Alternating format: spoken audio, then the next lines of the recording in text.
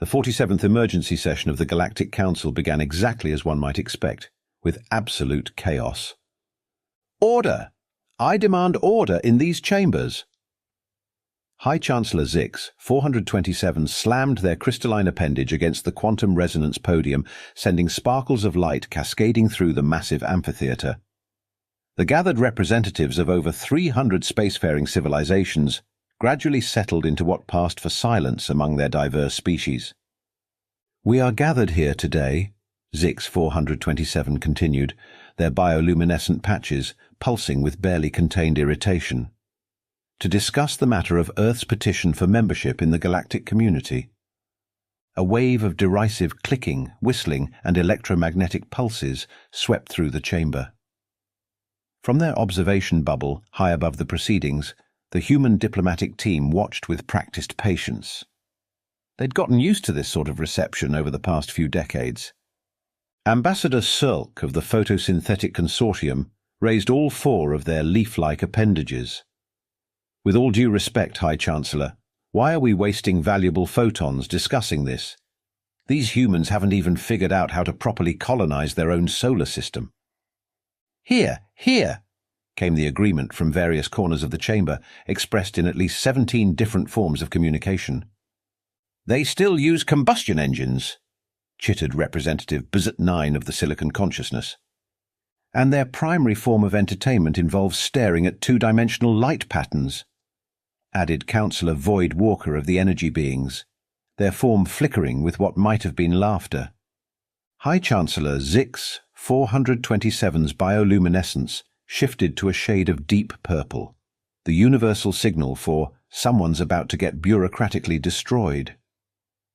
Need I remind the honoured members of this council that, according to galactic law, Article 7, subsection 42, paragraph 13, line 894, any species that achieves faster than light travel independently is automatically eligible for consideration.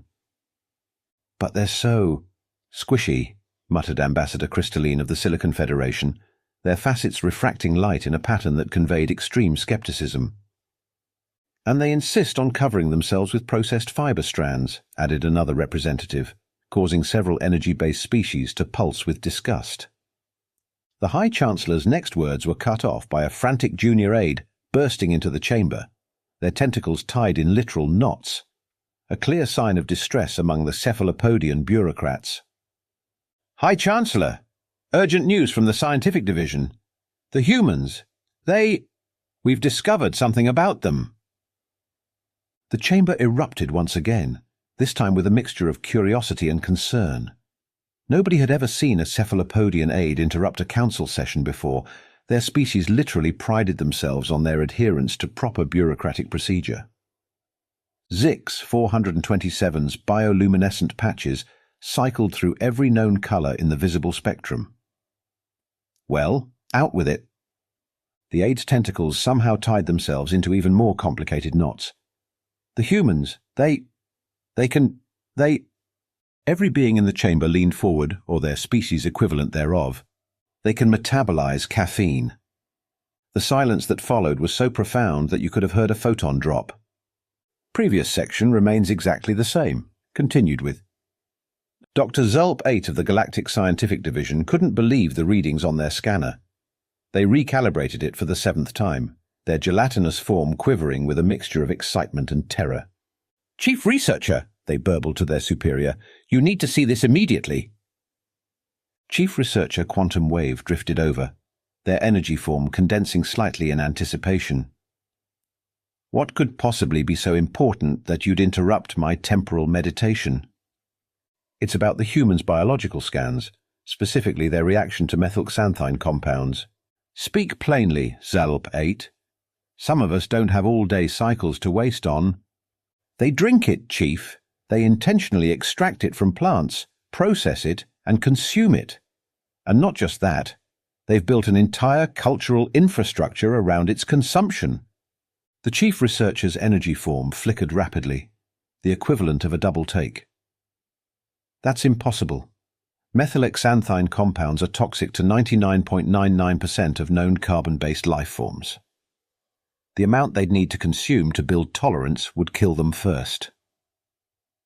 At that precise moment, Dr. Henderson from the human delegation walked into the lab, carrying his fourth cup of extra-strong coffee of the morning. Both alien researchers watched in horror as he drained the entire cup in one long gulp. "Morning, folks," he said cheerfully, tossing the empty cup into a recycler. "Anyone want to grab some coffee? I'm making another run." Chief Researcher Quantum Wave's energy form sparked erratically. You just... How are you still alive?" "Oh, this. Barely even feeling it yet. Need at least 6 cups to really get going in the morning. Rough night working on those research papers, you know how it is." Dr. ZIL-P8's gelatinous form began to vibrate at a frequency that would have shattered lesser containment fields. 6 cups. "Yeah, pretty light day, actually. During my PhD, I was hitting 12 to 14 cups daily. Good times." The scanner in Dr. ZIL-P8's appendage began emitting smoke as it tried to process the readings from Dr. Henderson's casual confession. Chief Researcher Quantum Wave's energy form had frozen in a state of pure shock, creating an interesting light show against the lab's white walls. "Speaking of which," Dr. Henderson continued, completely oblivious to the alien researcher's distress, "we're rolling out these new coffee vending machines in the human section. Latest model, can brew a cup in 30 seconds flat. You should come check it out." As if to demonstrate, he pulled a small device from his pocket, a portable coffee maker that he'd modified to work with the station's power supply. Within moments, the lab filled with the aroma of freshly brewed coffee.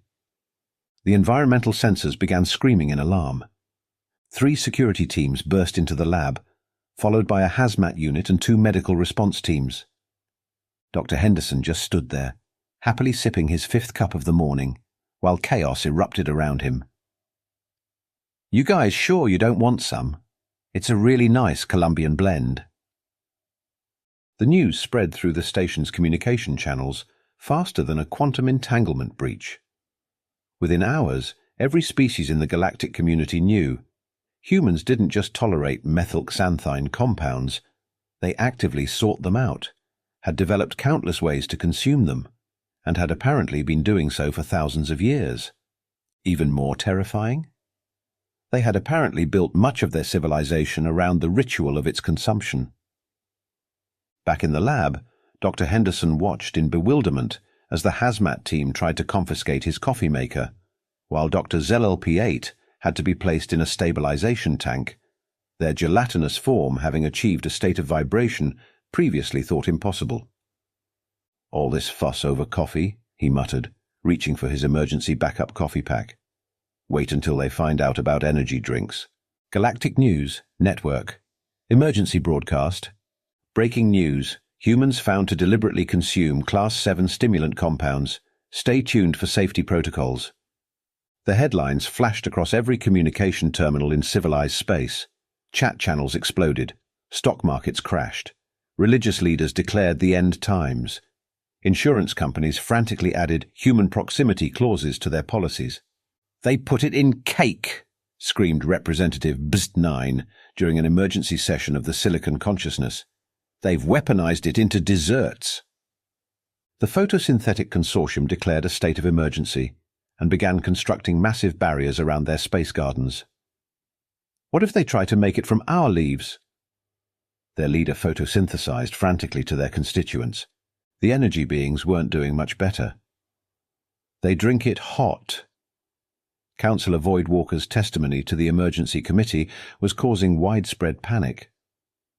"They heat it to temperatures that would destabilize most molecular bonds, and then they put it in their intake organs." Reports began flooding in from every corner of the galaxy. A human diplomatic attaché had been observed consuming 7 cups of the substance during a single meeting. Human space stations contained dedicated rooms for the ritual consumption of these compounds. There were entire human professions dedicated to the artisanal preparation and distribution of various caffeine-laden beverages. Some humans consumed it in frozen form for pleasure. The Galactic Council's emergency hotline was overwhelmed with calls. "Hello? Yes, I just found out my neighbor is human. Should I evacuate my solar system?" "Is it true they give this substance to their young?" I heard they mix it with something called chocolate. Is this biological warfare? Meanwhile, in the council chambers, High Chancellor Zix, 427, was trying desperately to maintain order. Please, everyone, we must approach this scientifically. Scientifically? Ambassador Shulk's leaves were trembling. They have establishments that serve this poison on every street corner. I've analysed their historical records, chittered another representative. They used to fight wars over these substances. They crossed oceans to obtain them. A junior researcher burst into the chamber, waving a datapad frantically. New research shows they combine it with something called sugar and cream. The chamber descended into chaos once again. Several energy-based species had to be contained before their panic caused a reactor breach. "Wait!" called out Ambassador Crystalline, their facets glowing with sudden realization. What if this explains their faster-than-light travel? The chamber fell silent. Think about it, they continued, their crystalline structure vibrating with excitement. No other species could maintain consciousness during the prolonged calculation sessions needed to crack FTL physics, but if they were constantly consuming these stimulants, the implications sent a new wave of panic through the assembly. If humans had achieved their technological advancement through chemical enhancement, what else were they capable of? In their observation bubble, the human diplomatic team watched the proceedings with growing confusion. Ambassador Chen turned to his colleague while sipping his afternoon espresso. "I don't get it. What's the big deal?" "No idea," replied Cultural Attaché Rodriguez, stirring her third cappuccino of the day. "But maybe we should hold off on telling them about energy drinks for now." Probably wise. "Hey, did you hear they're opening a Starbucks in the station's commercial sector next week?" Several nearby alien diplomats fainted at overhearing this casual exchange. The panic was just beginning. The thing about humans discovering they had a superpower was that they immediately did what humans always do. They started getting creative with it. Within weeks of the revelation, human social media exploded with new extreme caffeine challenges. Alien anthropologists watched in horror as humans began competing to create the most caffeinated beverage possible, complete with style points for presentation. Dr. ZLLP8, now required to observe human behavior from inside a reinforced containment field, documented the emerging trends. Research log, day 47. The humans have developed something they call the quantum espresso, a beverage containing the caffeine equivalent of 47 standard coffee cups served in a single shot glass. They garnish it with whipped cream and sprinkles. Sprinkles! The cognitive dissonance is causing my cellular structure to destabilize. The human space station's newly opened Starbucks became the hottest tourist attraction in the galaxy. Alien visitors would gather behind radiation shielding to watch humans casually consume their daily fix. Some braver souls even started a betting pool on how many cups each human would drink. "That one in the business suit just ordered their 7th grande quad-shot vanilla latte," whispered an energy being to their companion. "How are they not vibrating through dimensions?" The Silicon Consciousness sent an entire research team to study human coffee culture. Their preliminary report caused 3 system crashes and had to be encrypted to prevent mass panic. They have created gathering places called coffee shops, where they voluntarily consume these substances while engaging in activities such as working remotely and first dates. Some individuals have been observed to remain in these establishments for hours, continuously consuming the stimulant while staring at portable computing devices. The Galactic Entertainment Network's most popular news show became Humans vs. Caffeine, which was just footage from coffee shop security cameras with alien commentary. And here we see a fascinating specimen, the college student subspecies. Notice how they've constructed a fortress of empty cups around their study materials. Our experts estimate this individual has consumed enough methylxanthine compounds to power a small starship. Human engineers, meanwhile, saw an opportunity.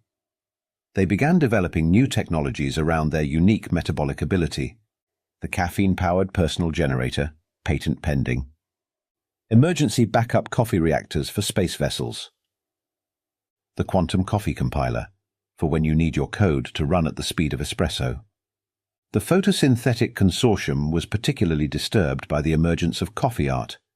Humans were now drawing pictures in their stimulant foam. "They're playing with it," their leader proclaimed in horror, "like it's some kind of entertainment." Cultural exchanges became increasingly awkward.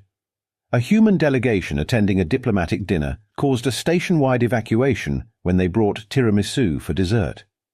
The energy beings had to create a new classification for caffeine-based weapons of mass destruction.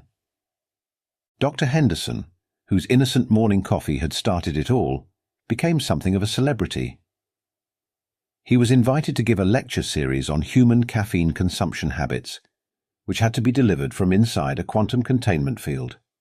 And then we invented the pumpkin spice latte, which typically marks the beginning of our autumn ritualistic consumption period.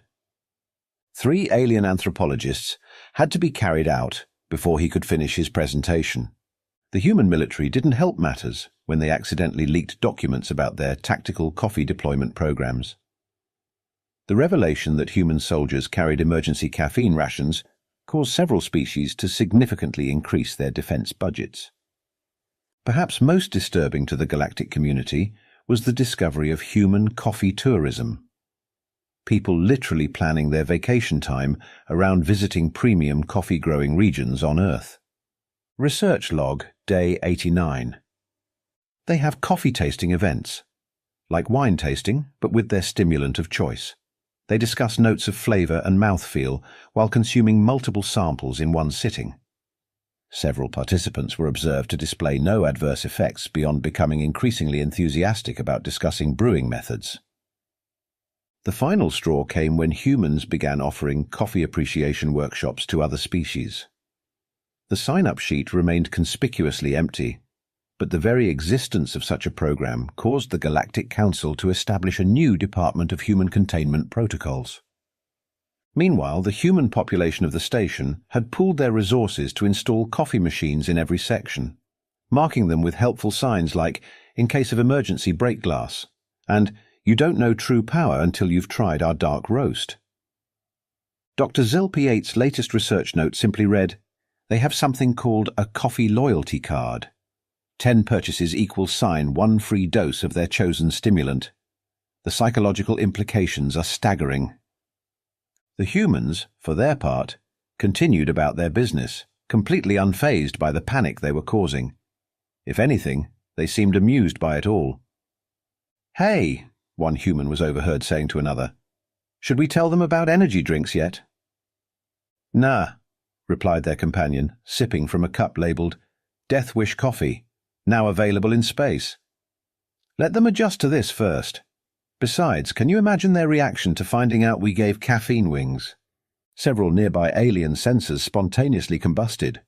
The Galactic Council's Department of Human Containment Protocols developed a 700-page emergency response manual titled "When Humans Get the Jitters, a Comprehensive Guide to Survival." Key recommendations included maintaining a minimum safe distance of 50 meters from any human before their morning coffee, installing caffeine detection systems in all public spaces, emergency protocols for dealing with a coffee spill incident, mandatory caffeine awareness training for all non-human species. Meanwhile, humans were busy revolutionizing the galactic economy. The first interstellar coffeehouse franchise opened with the slogan, "Serving humanity's superpower to the stars," although no other species dared to order anything but water. The Humans Research Division had started experimenting with coffee-powered FTL drives. "Think about it," explained Chief Engineer Thompson while drinking directly from a coffee pot. "We've already got the jitters, might as well put them to good use." The Galactic Military Command conducted secret simulations of worst-case scenarios. Scenario 1. Humans discover triple-shot espressos. Scenario 2. Coffee supplies run low, causing human withdrawal. Scenario 3. The dreaded energy drink spillage in zero gravity. Dr. Zilp-8's latest research paper, Understanding Human Caffeine Rituals, a Study in Controlled Chaos, was classified as restricted information after 3 peer reviewers needed therapeutic intervention. The paper included concerning observations such as, humans have developed a beverage they call red-eye, regular coffee with added espresso. They consume this intentionally. Some even request additional shots, creating what they term a dead eye. The naming convention alone suggests awareness of its lethal potential. The Silicon Consciousness developed new predictive models for human behavior based on caffeine consumption levels. Their supercomputers crashed trying to process the concept of pulling an all-nighter with a six-pack of Monster. Commercial applications continued to emerge. A human startup unveiled plans for a coffee-powered personal shield generator. "It runs on pure anxiety," proclaimed the inventor, vibrating slightly as she demonstrated the prototype. The energy beings were particularly disturbed by humans' casual attitude toward their power. During one diplomatic session, a human representative actually fell asleep, despite having consumed only 7 cups of coffee. The resulting panic shut down 3 sectors of the station. "How can they be so cavalier?" demanded Ambassador Schulk during an emergency council session. "They treat this biological superweapon like a beverage?" suggested another representative. "Exactly."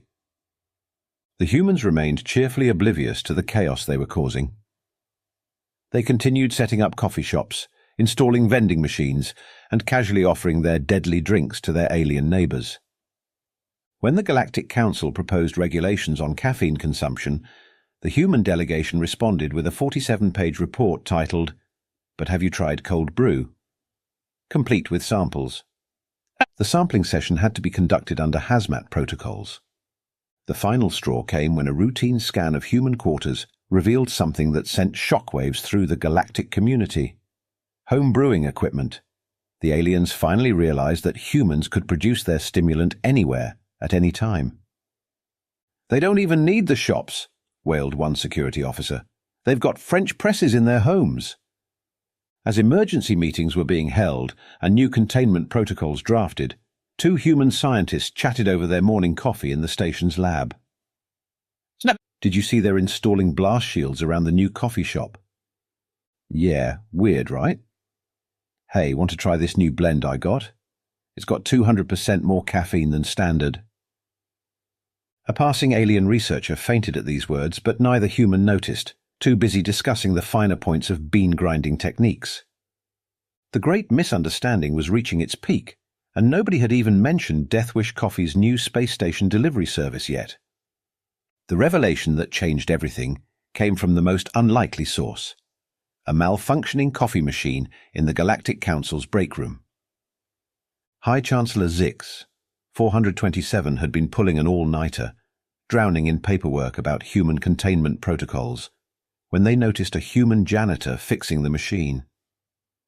Curious despite their terror, they asked why humans needed this stimulant so badly. The janitor shrugged. "We don't need it, we just like it. Makes meetings more bearable, you know." The High Chancellor's bioluminescent patches went dark with shock.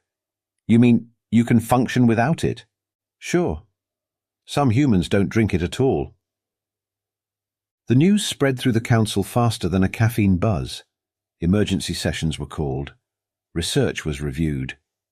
And finally, the horrible truth emerged. Humans weren't dependent on caffeine. They just thought it was neat. The Galactic Scientific Division's revised report was illuminating. Humans have essentially developed an immunity to a toxic compound for fun. They turned a defense mechanism into a recreational activity and then built a culture around it. This suggests they might do this with other substances as well. That's when someone mentioned alcohol. The resulting panic made the coffee crisis look like a minor concern. The council quickly voted to classify the whole caffeine incident as the misunderstanding we shall never speak of again, and fast-tracked Earth's membership application. Better to have humans as allies than risk them getting creative with any other compounds. These days, coffee shops are considered diplomatic neutral zones. Some braver alien species have even started ordering quarter-calf beverages, though warning signs are still required by law. Caution: this establishment serves human-grade stimulants. The Galactic Council is not responsible for any dimensional vibrations, spontaneous energy emissions, or existential crises that may result from observing human consumption habits. And as for the humans, they just keep doing what they've always done, finding new ways to enjoy their favorite beverages.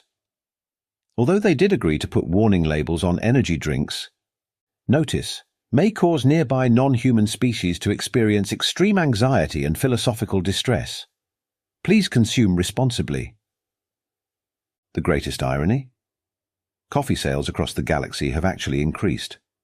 Turns out, watching humans consume their superpower juice has become the hottest tourist attraction in civilized space. As one alien tourist guide now states, no visit to human space is complete without observing their mysterious caffeine rituals. Protective shielding provided. Philosophical crisis counselors available upon request.